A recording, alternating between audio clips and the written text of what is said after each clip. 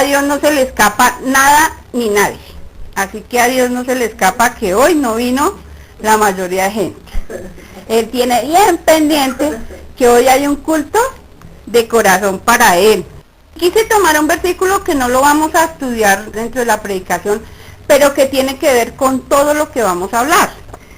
Y es Hechos 17:28 y dice así: porque en Él vivimos y nos movemos y somos.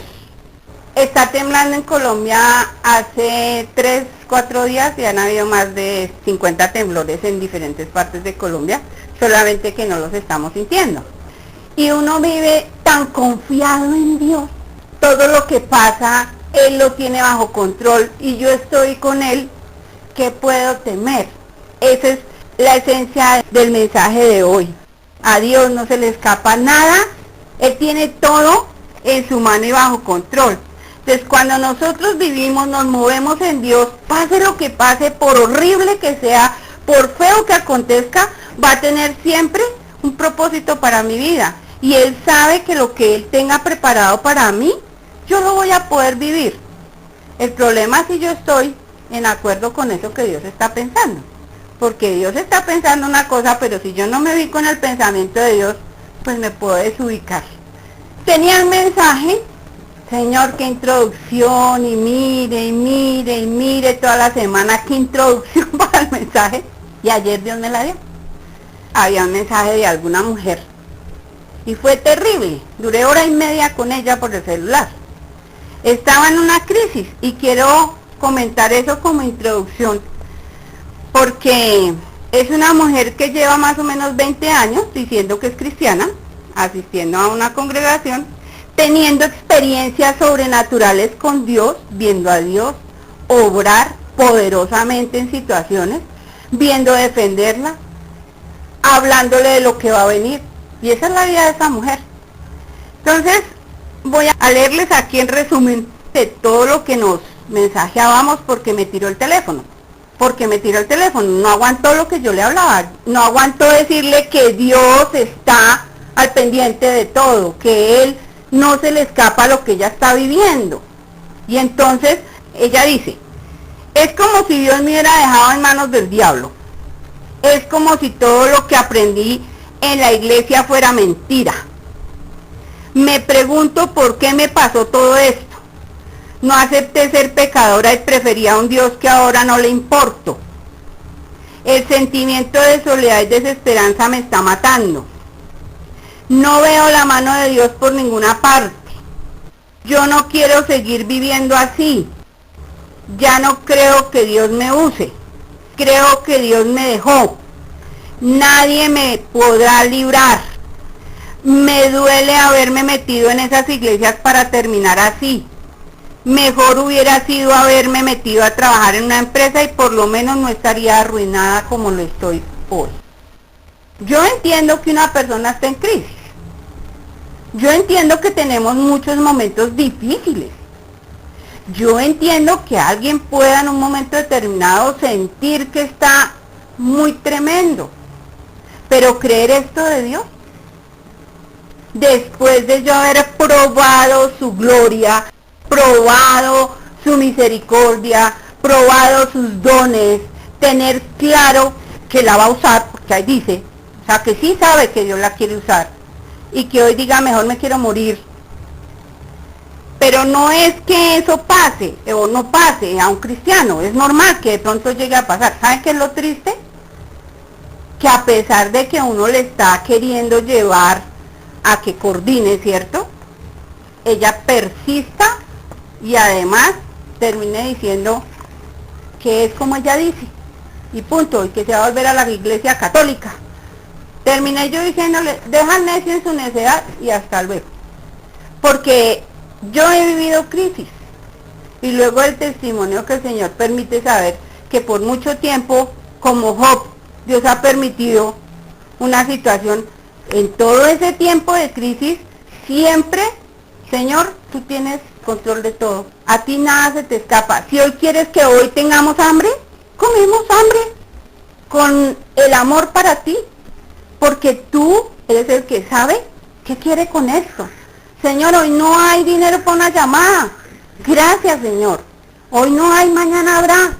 ¿Qué quieres hoy enseñarnos? Entonces, la actitud de nosotros para con las experiencias de la vida van a hacer que conozcamos al que tiene el control de todo, al que no se le escapa nada, o por el contrario, nos vamos a escapar de él nosotros sin ver lo que tiene para nuestra vida. Podemos hacernos dos preguntas. ¿Por qué no vemos a Dios en medio de nuestras peores circunstancias? ¿Qué nos impide ver a Dios en medio de esas situaciones tan difíciles? Y otra pregunta es, ¿tiene Dios un propósito con alguien y entonces va a poner tropiezo para que no se cumpla? Sería absurdo, ¿no? O sea, yo voy a hacer un buen dibujo y entonces cojo el papel más arrugado de la basura para hacer el dibujo. Dios tiene coherencia, Dios es un Dios que hace las cosas perfectas. Ella que debe pensar que porque está cruzando tanta situación difícil, porque algo quiere Dios, pero no es que ella termine diciendo no me va a usar. ¿Cuál sería la respuesta a esos interrogantes en medio de esta circunstancia?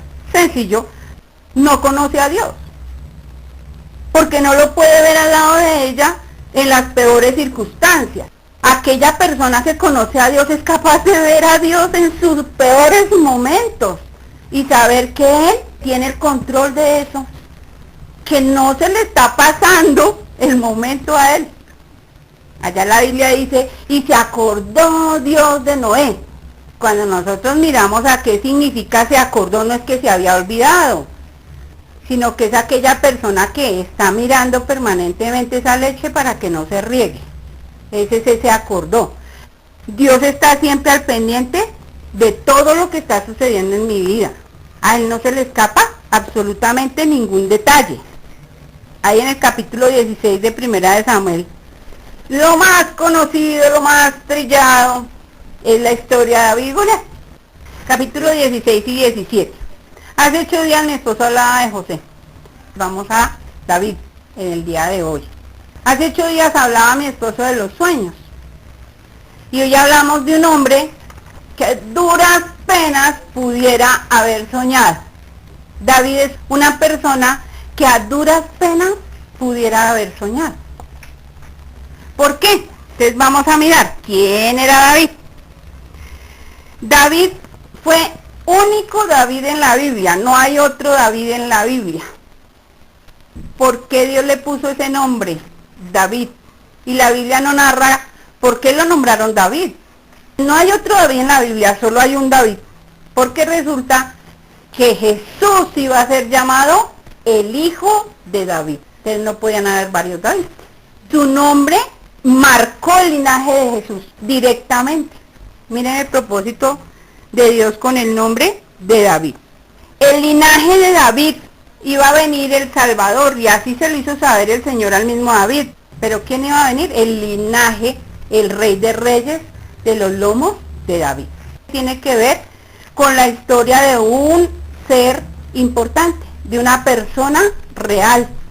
Si no le hubieran dicho la descendencia. David no tuvo descendientes, David tuvo un linaje.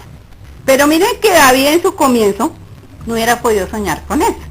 ¿Dónde habla del linaje de David? En Romanos 1:3 habla del linaje de David según la carne. Y también se denomina el mismo Jesucristo allí en Apocalipsis 22:16 dice, yo soy la raíz y el linaje de David. Miren que David era destinado por Dios a ese nivel. Su nombre significa amado por todos o elegido por Dios. Y se menciona en la Biblia 800 veces solo en el Antiguo Testamento. David desde muy pequeño conoció a Dios. El propósito de David siempre en cualquier lugar puede estar con su Dios. Tenemos una gran cantidad de salmos que él compuso para Dios. Él no hacía sino tener una comunión con Dios, lo alababa, lo adoraba, lo bendecía y conocía a Dios íntimamente. El compañero de David fue Dios. Y ahí en el Salmo 34:1 dice que él quería bendecir al Señor en todo tiempo. David aprendió un secreto desde muy niño. Bendeciré al Señor en todo tiempo, en el tiempo malo en el tiempo bueno, en el tiempo que no hay, en el tiempo que sí hay, en el tiempo de alegría, en el tiempo de tristeza, en el tiempo de paz, en el tiempo de guerra y en cualquier lugar, porque nosotros sabemos que David estuvo en cuevas perseguido, estuvo en pueblos enemigos y Jehová estuvo con David. David estuvo con su Señor porque aprendió a andar con su Dios en todo tiempo. Él sabía que a Dios no se le escapa absolutamente nada, que donde él estuviera, Dios estaba con él. Ese era David, dedicado a alabar a Dios. Llama la atención el Salmo 71:14 que dice, mas yo esperaré siempre y alabaré más y más. David no se cansaba de alabar a Dios. ¿Saben qué quiere decir ese más y más en hebreo? Me llama mucho la atención. En el hebreo original significa continuaré haciéndolo, irá en aumento mi alabanza, prolongaré mi alabanza. Antes que una alabanza haya terminado, empezaré otra. Miren cómo era la relación de David con Dios. ¿Cómo veía David a Dios? Era digno de alabar cuando estaba mal. Era digno de exaltar cuando estaba bien. Era digno. Dios era siempre digno. No dependía su alabanza del tiempo en que él estuviera. Ay, tan lindo el Señor hoy viva. Oremos por este manjar que hay en la mesa. Pavo, postres. Y hoy sí oramos con ganas porque es que hoy sí hay hartísimo alimento. Pero el día que hay una agua de panelita, en la tostada, ay no, alabemos a Dios más poquito porque es que hoy como Dios no nos está dando tanto, pues entonces la alabanza baja. ¿De qué depende nuestra alabanza para con Dios? Miren que nuestra alabanza no depende en el corazón. No depende de ese Dios que es digno. Depende de lo que nuestros ojos vean. Entonces vemos a Dios grande o chiquito o bueno o como que no queremos estar muy cerquita a Dios. David no.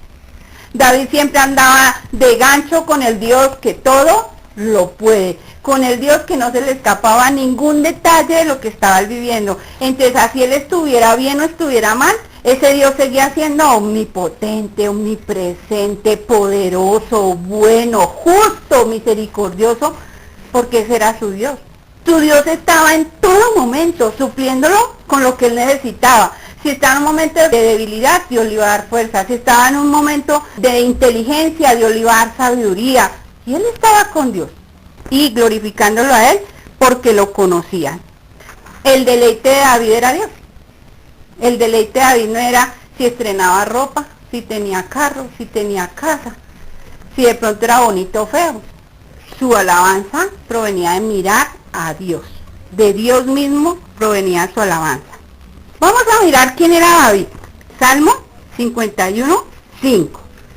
Salmo 69:8. Salmo 22:9-10. Vamos a mirar un detalle. El Salmo 51:5. ¿Qué está diciendo David de sí mismo? He aquí, en maldad he sido formado y en pecado me concibió mi madre. David está hablando algo acerca de su concepción. Sigamos allí en el 69:8. Extraño he sido para mis hermanos y desconocido para los hijos de mi madre. Vamos pensando. ¿Cómo vemos aquí esta frase? Tenía hermanos, pero hijos de su madre. Salmo 22:9-10. Pero tú eres el que me sacó del vientre, el que me hizo estar confiado desde que estaba a los pechos de mi madre. Sobre ti fui echado desde antes de nacer. Desde el vientre de mi madre tú eres mi Dios. La voluntad de que él naciera como nació, él le decía a Dios, tú permitiste que yo naciera como nací. Desde antes de que yo viniera a este mundo, tú tenías pensado de quién iba yo a nacer y cómo iba yo a nacer. Y miren la curiosidad de estos pasajes. David era hijo de un hombre llamado Isaí, y todos los hijos de Isaí nacieron de Isaí, pero su madre no era la mamá de sus hermanos. En maldad he sido formado y en pecado me concibió mi madre. O sea que esa madre, el hijo de pecado en la Biblia es un bastardo, no es hijo de matrimonio. Él era un hijo bastardo. ¿Por qué los hermanos lo consideraban un extraño? Porque dice, extraño he sido para mis hermanos, porque él no era como ellos, no era hijo de los dos papás. Dice, desconocido para los hijos de mi madre. No se sabe. Lo que sí da a conocer aquí David es que Dios tenía, dice, pues tú eres el que me sacó del vientre. Tú tenías escogido un vientre para que yo viniera a esta tierra. No importa la forma en que yo viniera, tú tenías escogido un vientre, una mujer. Y tú fuiste el que me hizo estar confiado desde que estaba en los pechos de mi madre. Tú me diste una mamá para que me criara. Sobre ti fui echado antes de nacer. Tú fuiste el que me diste a mí la vida. No fue el hombre, no fue ni mi papá ni mi mamá. Tú decidiste que yo naciera. Eso es lo que David le está diciendo a Dios. Desde el vientre de mi madre, tú eres mi Dios. O sea, ¿qué está diciendo David? Sabe que a mí no me importa yo quién soy. Lo único que sí sé y que no se te salió de tu mano es que yo naciera y que te conociera, Dios. Desde allá el Señor era mi Señor. Un bebé no conoce, un bebé no sabe, pero Dios sí conoció a David desde que era bebé. Y cuando David conoció a Dios, dijo, Dios siempre me ha guardado, desde el vientre ha sido mi Dios. ¿Qué otra cosa era David? David era pastor de ovejas. El pastor de ovejas de esa época era un hombre que tenía que vérselas con muchas fieras para defender las ovejitas. Generalmente las fieras eran osos o leones, por la zona en que vivían. Entonces, el pastor era un oficio muy peligroso, porque tenía que arriesgar su vida. David había sido puesto al cuidado de las ovejas de su papá. Aunque David era el menor de todos sus hermanos, no estaban pastoreando los mayores. Él estaba poniéndole el pecho a cosas muy peligrosas, estaba corriendo en riesgo su vida porque era muy joven, pero allí era donde el papá lo había puesto. Vamos a 1 Samuel 16, 3, 5 y luego del 10 al 13. Vamos a ponerle cuidado. Y llama a Isaí al sacrificio, y yo te enseñaré lo que has de hacer, y me ungirás al que yo te dijere. Hizo pues Samuel como le dijo Jehová, y luego que él llegó a Belén, y santificando él a Isaí y a sus hijos, los llamó al sacrificio. E hizo pasar Isaí 7 hijos suyos, 10, delante de Samuel. Pero Samuel dijo a Isaí, Jehová no ha elegido a estos. Entonces dijo Samuel a Isaí, ¿son estos todos tus hijos? Y él respondió, queda aún el menor, que apacienta las ovejas. Y dijo Samuel a Isaí, envía por él, porque no nos sentaremos a la mesa hasta que él venga aquí. Envió pues por él, y le hizo entrar, y era rubio, hermoso de ojos, y de buen parecer. Entonces Jehová dijo, levántate y úngelo, porque este es. Y Samuel tomó el cuerno del aceite y lo ungió en medio de sus hermanos. Y desde aquel día en adelante el Espíritu de Jehová vino sobre David. Se levantó luego Samuel y se volvió a Ramá. ¿Qué vida la de David? No era una vida muy apetecida, porque era rechazado, despreciado. Llega el profeta y dice, uno de tus hijos ha sido escogido para rey. Y entonces Isaí trae a 7. Es más, a Samuel se le van las luces y dice, uy, este es alto, este es el que dice el Señor, cuidadito. Entonces el Señor dice, no lo mires como él es, porque yo lo desecho. Es, ¿cómo así? Bueno, pase el otro. No, ninguno. Oiga, pero Dios me mandó ungir un rey. ¿Usted no tiene otro hijo? Ni siquiera su padre lo reconocía como hijo. Ni siquiera David era tenido en cuenta por su padre como hijo. David fue criado como un esclavo más, por ser bastardo, en su familia. Y mire que lo que rechaza al hombre, Dios lo acoge. Lo que el hombre no tiene en cuenta, para Dios sí es importante. ¿Y por qué sería que Dios a David lo escoge? Porque David había escogido a Dios. Porque David había dicho, donde quiera que yo esté, mal, bien, rechazado, no me quieran, me pongan aquí en la edad que no debo estar, yo voy a aprovechar este tiempo, porque Dios lo permite así. ¿Y saben dónde empezó David a cantar y a adorar? y aprender a tocar y a ser un gran músico. Allá mientras cuidaba las ovejitas, el fa, el si, el mi, porque él fue un gran músico. Y allá entre las ovejas también tenía que espantar fieras. Y entonces el primer punto es que Dios fue el que entrenó a David. David no tuvo un profesor de Diana al blanco, como los del ejército. David tuvo que entrenar con Dios en esa soledad del campo con sus ovejas. David tenía un arma, que es la que lo hace victorioso, y es la onda.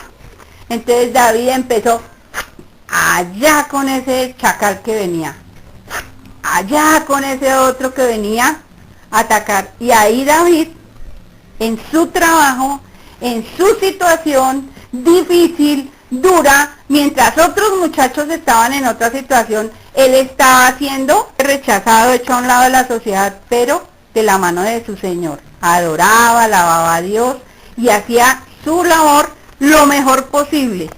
Feliz de la vida, porque su compañía era Dios. 15 y 18. ¿Cómo describen los criados del rey a David? ¿Quiénes conocían a David? ¿Los vecinos? ¿Los otros pastores? Los criados del rey. Sabían que él era un hombre. Oigan, mire, el rey tenía un espíritu malo. Dice, bueno, vayan, envíenme a alguien para que este espíritu me deje de atormentar. Y entonces dicen, no, pues nosotros conocemos un hijo de Isaí de Belén y él sabe tocar. Y miren lo que sabe también David, mire cómo lo ven los criados. Mire, él es valiente, es vigoroso, es hombre de guerra, prudente en sus palabras. O sea que habían estado charlando artico, porque para saber que alguien es prudente en sus palabras, ellos habían estado comiendo, habían estado charlando con él en algunas ocasiones. David no tenía cualquier relación tampoco, eran los criados del rey. Dice, y hermoso, oiga, la última cualidad de David, pero Dios está con David. Ellos no podían hacer nada contra el espíritu malo que tenía el rey. Tuvieron que salir del palacio, no pudo ningún guardia, no pudo nadie del palacio, ninguno de sus súbditos, sino había un pastor allá, amigo de Dios. Y Dios estaba con David. Ese es el único que puede ir contra ese demonio, contra ese espíritu malo. ¿Qué fama tenía David? Él era el íntimo de Dios, Dios era su íntimo, porque David sabía algo, que a Dios no se le escapa nada, que Dios está en cada segundo de mi vida. Y aún en esas amistades con ellos aprovechó a hablarles de Dios, porque sabían ellos que Jehová estaba con David. David les había compartido de Dios. David les había dicho, oigan, miren, yo tengo un amigazo, ese amigazo es Dios. Dios entrenó a David. Dios me ha enseñado cómo mato el oso, cómo mato el león. Dios me ha enseñado a tocar el arpa. Dios me ha enseñado a manejar armas, porque ¿qué dice ahí? ¿Que era hombre? Ah, entonces no sabía solamente manejar la onda. Él también sabía manejar espada. Seguramente que también sabía manejar lanza, flecha. Era hombre de guerra. Sabía defenderse y sabía atacar. Y dice entonces allí 16, 21 al 23. Dice que entonces vino David y estuvo delante del rey y el rey le amó mucho. ¿Cómo sería David de culto, de educado, de bien portado, de saber dónde estaba? Que él le amó mucho. ¿Cómo sería el amor de Dios en David? Y entonces le hizo su paje de armas. Ah, bueno, David tenía estatura, ¿no? David tenía su figura, ¿no? Y entonces lo puso a cargar su escudo y sus armas.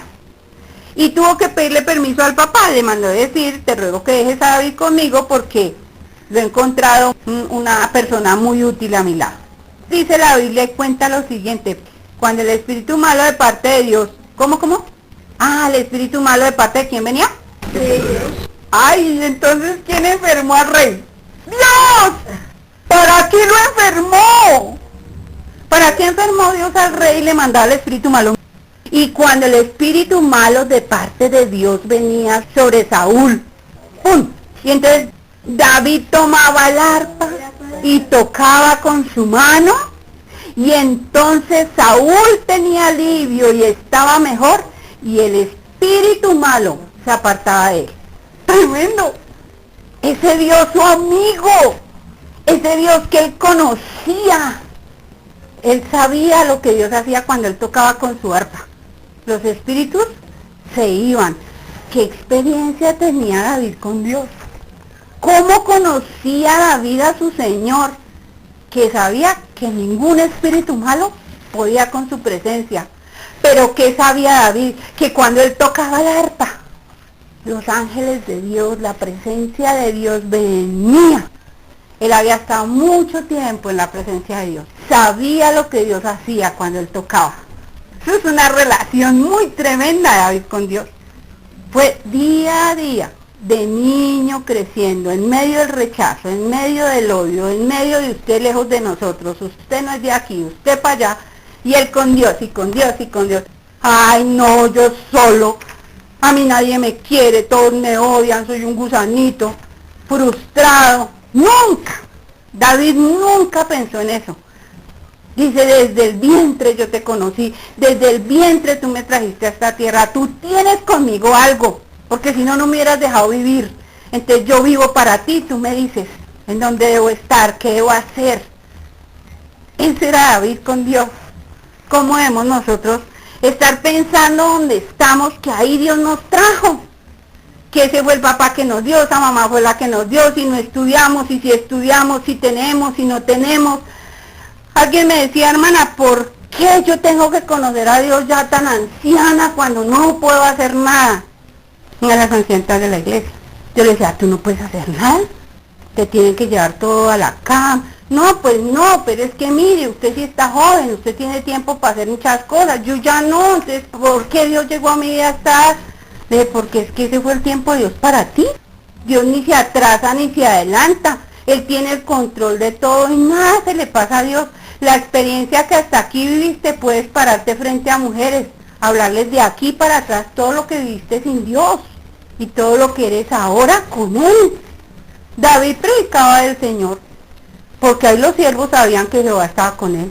Les decía, uy, miren, y por las noches cuando yo toco y veo esto, y Dios hace esto otro, y Dios me cuenta esto, y tiene que haber hablado de su relación con Dios, de lo que él conocía de Dios. Pues donde yo estoy ahora, lo que Dios me está permitiendo vivir ahora, tiene un propósito para su visión final conmigo. David ahí no era rey, pero estaba viviendo una relación con Dios, única. No necesitaba ser rey para tener una relación viva con Dios. Sigamos. Él pudo ser paje de armas del rey. 17, 10 al 20. Vamos a leerlo. Y añadió el filisteo: hoy he desafiado al campamento de Israel, dadme un hombre que pelee conmigo. Oyendo Saúl y todo Israel estas palabras del filisteo, todo Israel se turbaron y tuvieron gran miedo, todo el pueblo.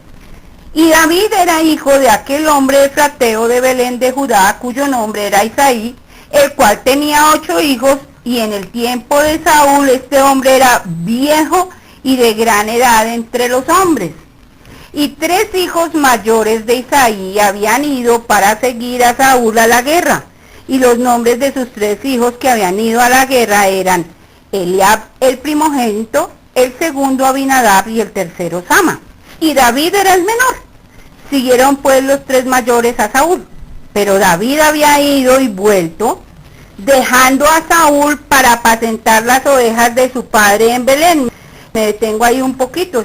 Estamos en el entrenamiento de David. ¿Qué había aprendido David? Estaba con el rey porque le pidió el rey al papá que se estuviera allá. Pero David, que era pastor de ovejas, y entonces, ¿qué hacía David con esas ovejas que su papá no le había dicho? Ah, no, pues como se va para donde el rey, entonces, venga, les busco pastor a esas ovejas. No, parece que no. No, pues haga las dos cosas. Vaya ya a un rey y respóndame por las ovejas. Y entonces David iba y venía dejando al rey para apacentar las ovejas de su padre. Entonces era un hombre responsable de lo que se le delegaba. Era una persona que respondía por sus obligaciones. Venía pues aquel filisteo por la mañana y por la tarde, y así lo hizo durante 40 días. Todas las mañanas se levantaban y ese era el buenos días. Denme un hombre que pelee conmigo. Y todos asustados. Llevan más de un mes asustados. Y dijo Isaí a David su hijo: toma ahora para tus hermanos un efa de este grano tostado, y estos 10 panes y llévalo pronto al campamento a tus hermanos. Y estos 10 quesos de leche los llevarás al jefe de los 1000. Y mira si tus hermanos están buenos y toma prendas de ellos. Y Saúl y ellos y todos los de Israel estaban en el valle de Ela, peleando contra los filisteos. Se levantó pues David de mañana. ¡Ay! Ahora sí me mira, ¿no? Ahí están mis hermanos guerreando y ahora yo sí voy a ser el sirviente de ellos. Así respondió David. No, había aprendido en ese entrenamiento que hacer obediente. Se levantó pues David de mañana y dejando las ovejas al cuidado de un guarda, y dejó las ovejas tiradas y correr a hacer el mandado. Les dejó a las ovejitas a alguien que las cuidara mientras él iba a hacer su mandado. Se fue con su carga como Israel le había mandado, obediente, y llegó al campamento cuando el ejército salía en orden de batalla y daba el grito de combate. David llega en un momento específico de la batalla. David no va a pelear, David va a llevar un mandado y a traer una razón de cómo están sus hermanos. Él se va con eso en mente. Y él llega allá y encuentra que el ejército está listo para empezar la batalla. Tengamos siempre en cuenta esa parte, que David no viene a pelear, pero David es un hombre de guerra. Entonces no viene a pelear, pero allá dicen los criados del rey que él era un hombre de guerra. Aunque no iba a pelear, estaba ya dispuesto para pelear si hubiera que hacerlo. En el entrenamiento de David, él ya había sido preparado para la guerra. Él ya tenía un adiestramiento de guerra. Oigan, pero no como todos los demás. Dios lo había entrenado para la guerra. Él podía usar armas porque Dios le había enseñado en medio de esa soledad, de su intimidad con Dios, él había aprendido a usar sus armas de guerra. No como los demás soldados que han tenido un entrenamiento para soldados. El propósito de la guerra en David es diferente. Pasa algo allí, en el 26. Entonces habló David a los que estaban junto a él diciendo: ¿qué harán al hombre que venciere este filisteo y quitare el oprobio de Israel? Porque ¿quién es este filisteo incircunciso para que provoque a los escuadrones del Dios viviente? ¿Cómo están parados los del ejército frente a Goliat? Muy miedosos. ¿Qué están viendo los ejércitos de Israel al frente? Un gigante. 40 días. No, a mí no me miren, a mí menos. No, ese no. Ellos están viendo un hombre contra el cual van a pelear y les va a ganar. Ellos ven un opositor. Venga, ¿cómo ve David a Goliat? ¿Cómo es que dice acá? Ah, él no ve un hombre, él ve un que incircunciso. Los hijos de Dios se diferenciaban de todo el mundo de la tierra porque se circuncidaban al 8º día. Esta era la forma de consagrarse para Dios. Entonces, cuando David ve a Goliat, no ve un hombre grande, él no ve un gigante. Él dice: este es un hijo del diablo, este no es un hijo de Dios. Nosotros somos el ejército de Dios. ¿Cómo así que que no tiene nada que ver con Dios, y nosotros los hijos de Dios le vamos a tener miedo a un hijo del diablo? Él no lo vio grande, él no lo vio peligroso, él no lo vio capaz de ganar, él lo vio vencido, porque no estaba con el Dios omnipotente que él conocía. Y el Dios omnipotente sí cogía al espíritu malo que estaba en el rey, le decía, cuando él tocaba, nomás hacía rum, y el espíritu se iba. Que no podía hacer Dios con ese gigante. Entonces él no ve al gigante frente a él ve al gigante frente a Dios. Y dice: no, pues ese gigante delante de Dios no puede hacer nada. No se ve como parte de un ejército, no se ve como un soldado más. David no se ve valiente, pero allá lo describieron que era valiente. ¿Y por qué para David no era un valiente? Porque no contamos todos los 2 capítulos, pero dice: tranquilo, yo le echo a los ositos así y los rasgo, y los leones yo me enfrento y también se mueren. Él no supo a qué horas Dios lo entrenó para volverse tan fuerte y vigoroso.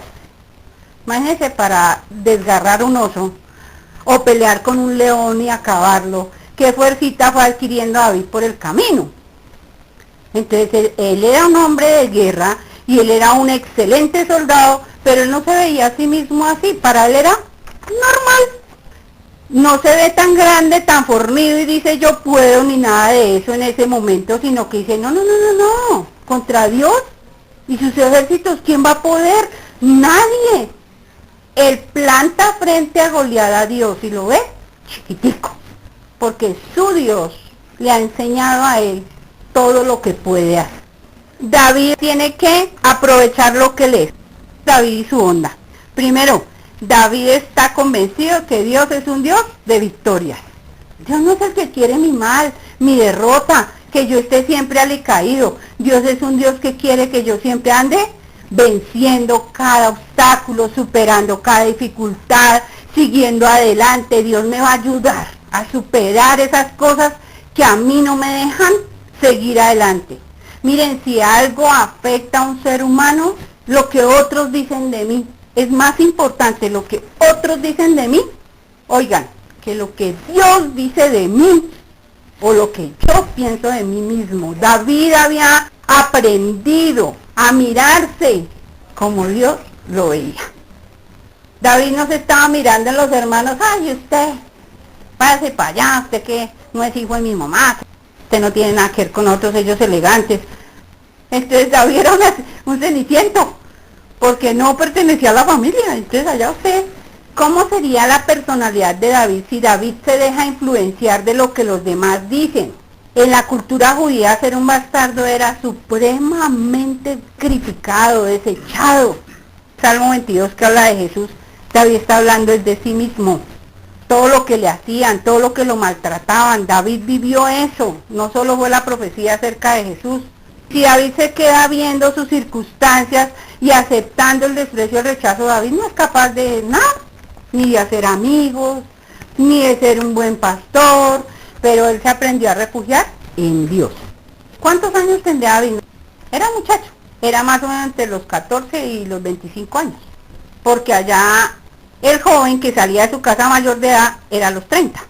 Todos esos años, David con su Señor recibiendo un entrenamiento. ¿Para cuándo? Para ese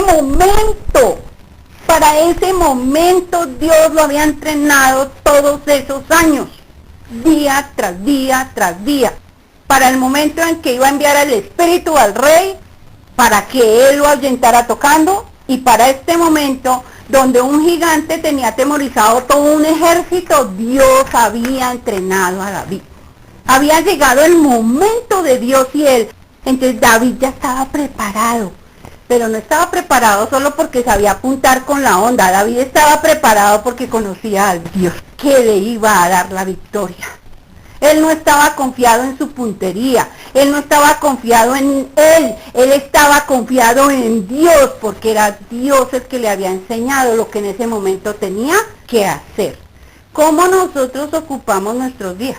¿Cómo nosotros aprovechamos bien el tiempo? En llorar, en quejarnos, en decir, ay, no puedo, ay, yo tan poquito, ay, es que a mí no, es que si yo fuera rico. O cómo aprovechamos el tiempo, diciendo, venga, hoy puedo hacer lo que otros no pueden hacer. ¿Qué me toca hacer a mí hoy? 17:31. Fueron oídas las palabras que David había dicho y las refirieron delante de Saúl, y él lo hizo venir. Ahí sucede algo, y es que el rey lo quiere vestir con su ropa, pero David la deja porque él dice que nunca ha usado esa ropa. Ahora el 35. Entonces él le dice al rey, yo salía atrás el oso y el león y libraba al corderito de la boca y se levantaba contra mí, pero yo le echaba mano de la quijada, lo hería y lo mataba. Fuese león, fuese oso, tu siervo lo mataba. Y este filisteo incircunciso será como uno de ellos, así como mataba al oso y al león, como veía al filisteo muerto. ¿Por qué lo iba a matar? ¿Por qué Dios iba a permitir que muriera? Porque ha provocado al ejército del Dios viviente. Añadió David, Jehová me ha librado de las garras del león y de las garras del oso, y él también me librará de la mano de este filisteo. Que sabía David que Dios le iba a dar la victoria. Entonces Saúl le dijo, ve y Jehová esté contigo. Dice aquí algo, en el 40, muy tremendo. Y tomó su cayado en su mano y escogió, ¿cuántas piedras? 5 piedras lisas del arroyo, y las puso en el saco pastoril, en el zurrón que traía, y tomó su honda en su mano y se fue hacia el filisteo. ¿David iba a pelear? No, él iba a llevar un mandado, a traer una razón. ¿Pero qué cargaba David? Sus armas. Le pusieron la armadura, no, esto no me sirve, esto no es para mí, yo no lo sé usar. Y se fue para el arroyo y escogió las piedritas. ¿Cuántas? 5. ¿Saben que yo siempre me pregunté por qué? Yo por ahí escuché una predicación hace unos años, muy linda la predicación, no sé si para qué, una enseñanza muy bonita, pero dije no tiene respuesta bíblica. Ahí miremos 2 de Samuel 21-22 y les comento por qué. Fueron 5. Lo encontré. Dice, este desafió a Israel y lo mató Jonatán, hijo de Simea, hermano de David. Estaba en una batalla. Estos 4 eran descendientes de los gigantes en Gat, los cuales cayeron por mano de David y por mano de sus siervos. Ahí en el 22 está hablando de, y estos 4.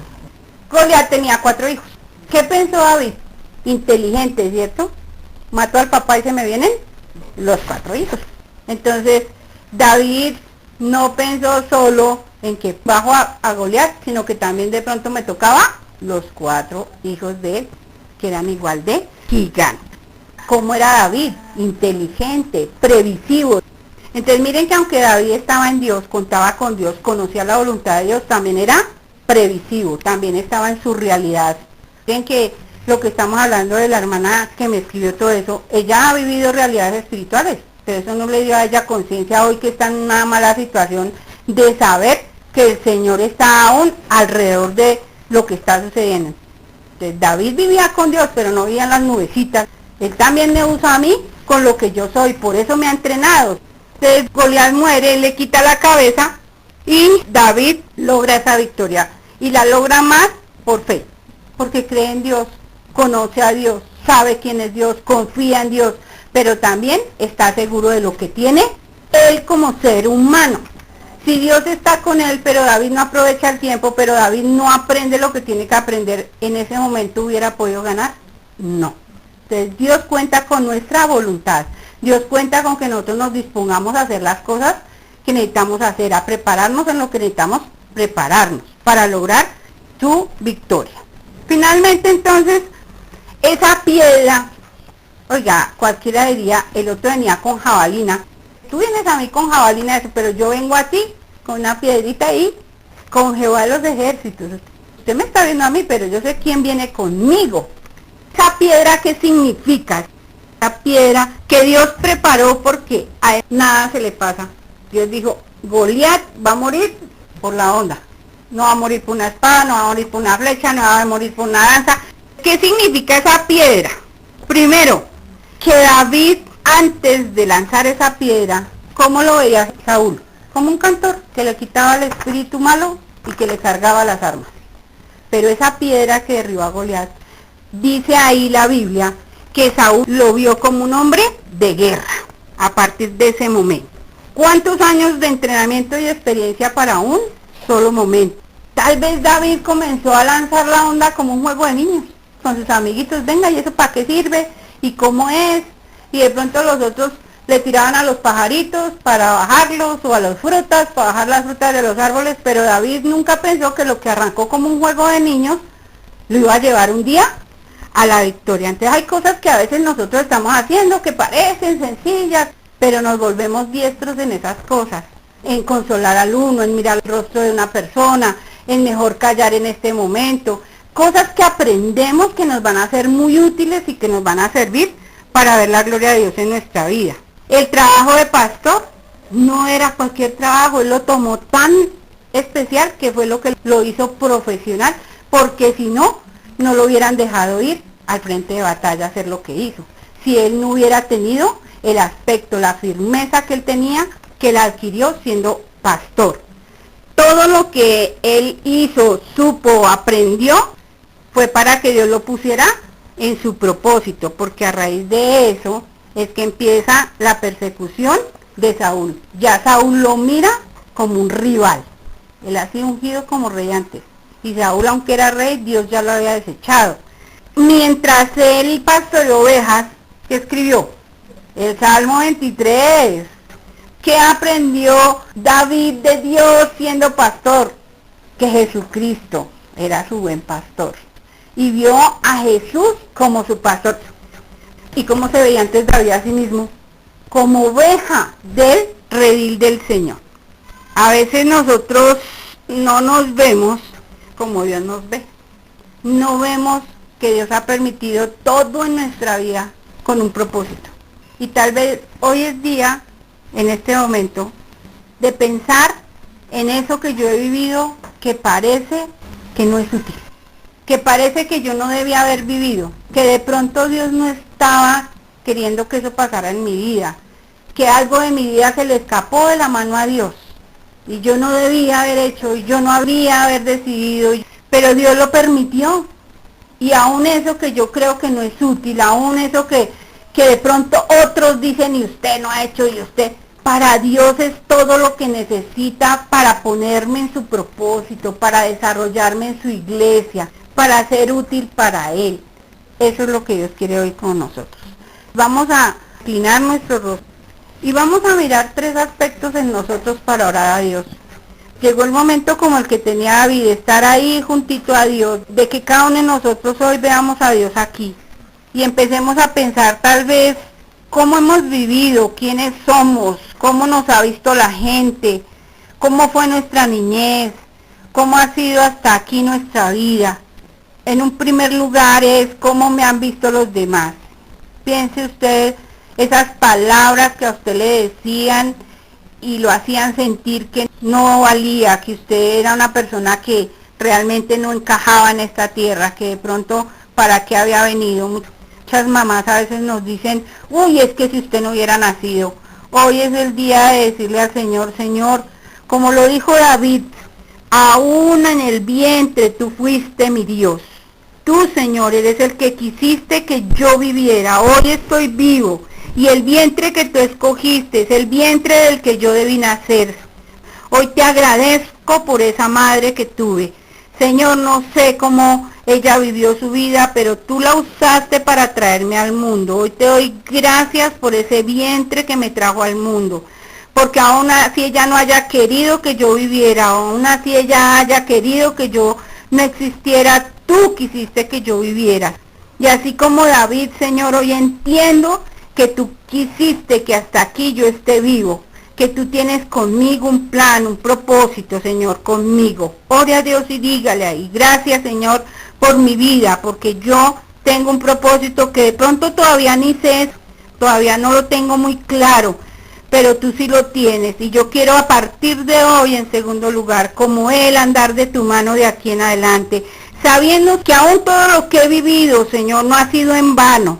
Tú eres el Dios que ha estado conmigo en cada paso, en cada día, en cada enfermedad, en cada lucha, en cada escasez, en todo lo que tú me has permitido vivir. Tú has estado conmigo. Perdóname, Señor, porque yo no fui como David, que estuve ahí contigo, viéndote tan digno, viéndote todopoderoso, Señor. Tal vez hoy me vengo yo a dar cuenta que tú has estado conmigo desde que nací, que has querido que yo viva cada instante y que tú me has acompañado en cada momento, difícil, bueno, regular, doloroso, triste, pero tú no me dejaste, Señor, solo que yo no lo sabía. Hoy te agradezco por esas circunstancias malas, Señor. No es fácil hacerlo. Yo no hubiera querido vivir tantas cosas feas en mi vida, Señor. Pero tú lo permitiste y tú las vas a usar porque nada se te pasa de tu mano, Señor. Tú lo tienes todo bajo control y aún esas cosas feas que he vivido, terribles y dolorosas, para ti serán valiosas y podré servirte, Señor, y ver en otros tu mano obrar, Señor. Porque aún el diablo, como azotaba, Señor, ahí a Saúl, tú lo enviabas para que David viera tu gloria. Tú pondrás frente a mí muchas ocasiones, Señor, en que aún tú las provocarás para ver tu gloria, en que aún tú estarás en esas circunstancias tan terribles para yo ver tu gloria, porque hoy sí sé que tú eres todopoderoso, hoy sí sé que tú eres Dios y que no hay nada ni nadie fuera de ti, mi Señor. Padre, te alabo y te bendigo, dígale en esta mañana, porque tú tienes para mí todo planeado y nada estorbará tu propósito en mí. Dios, quita de mí todo eso que quedó grabado, de que no sirvo, de que no soy capaz, de que yo no debía haber vivido. Hoy lo renuncio, Señor. Hoy creo que tú dices desde el trono, yo te engendré, yo te puse nombre, yo te levanto. Yo voy contigo, aunque vayas por fuego, por agua, no te quemarás, no te ahogarás, porque yo voy delante de ti.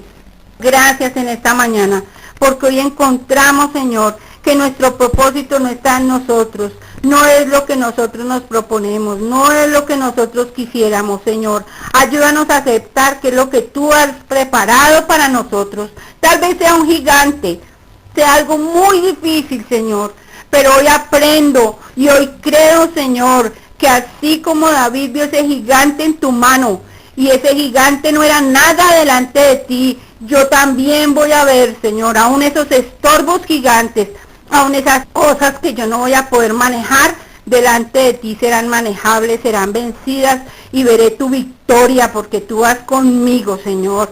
Dios, fortaléceme, Dios, dame sabiduría, Dios, dame entendimiento, necesito de ti a cada instante, Señor, porque sin ti no puedo caminar y no puedo ver la victoria, Señor.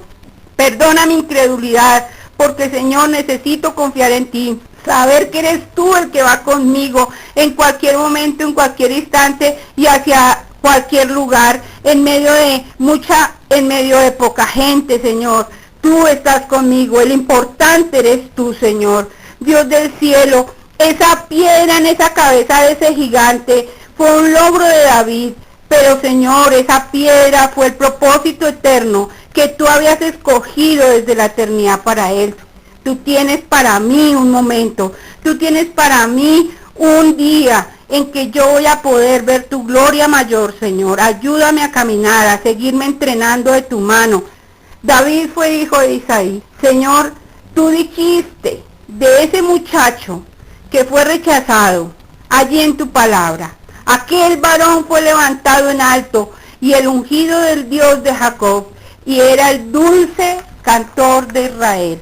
Señor, tú no nos ves como nos mira el hombre, tú nos ves con tus ojos hermosos, y tú, Señor, levantaste en alto a David, lo apartaste para ti, y, Señor, ese canto de él hasta el día de hoy, tu Biblia se canta, tu palabra llena nuestras vidas, nuestros corazones. Tú nos sanas, tú nos libertas, tú nos llenas, nos unges, nos fortaleces. Tu espíritu se posa en nosotros, como lo hizo con David. A partir del día que fue ungido, el espíritu de Jehová vino sobre él. Señor, desde el día en que nosotros te recibimos en nuestro corazón, tu espíritu vino a nosotros.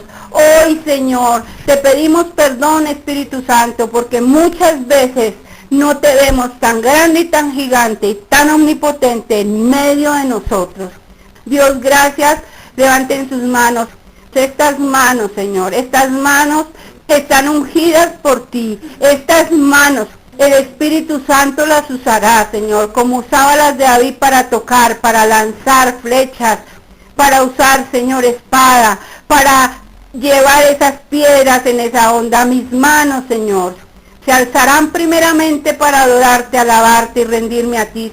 Y úsame, dígale, úsame, Señor, conforme al propósito que tú quieres conmigo, porque no es por lo que diga la gente, no es por lo que yo piense de mí mismo, es porque tú lo has dicho, y lo que tú dices y lo que tú has pensado conmigo, tú lo harás. Hoy espero en ti, dígale al Señor, hoy espero en ti. Hoy confío en ti, y cada día que pases diré lo mismo. Hoy confío en ti, hoy espero en ti, porque tú vas conmigo, Señor. Aún en valles de sombra de muerte, tú vas conmigo. Aún en los tiempos duros y difíciles, tú estás ahí. Gracias, Señor. Te adoramos, te bendecimos en esta mañana, Padre. Muchas gracias, Señor.